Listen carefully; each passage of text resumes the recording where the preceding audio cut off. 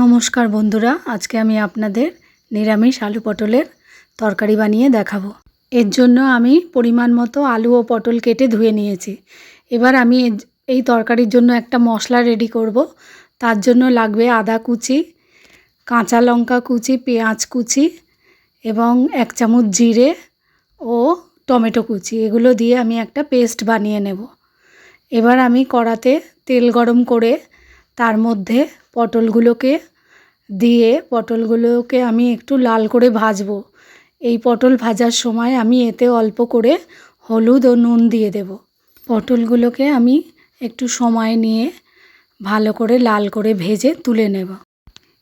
এই তেলের মধ্যে আমি তেজপাতা এবং 5 ফোড়ন দিয়ে তার মধ্যে কেটে রাখা আলুগুলো দিয়ে দেবো।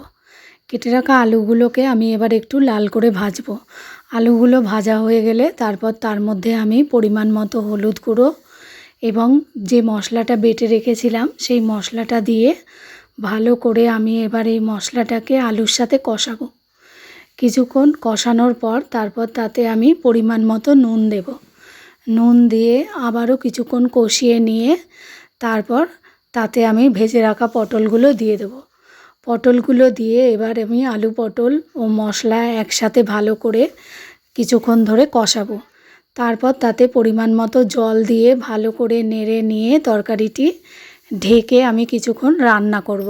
কিছুক্ষণ পর যখন আলু পটল সেদ্ধ হয়ে যাবে এবং তরকারিটি গামাখা হয়ে যাবে তখন আমি নামিয়ে পরিবেশন করব। আমার এই আলু পটলের রেসিপি আপনাদের কেমন লাগলো আমাকে কমেন্ট বক্সে জানাবেন।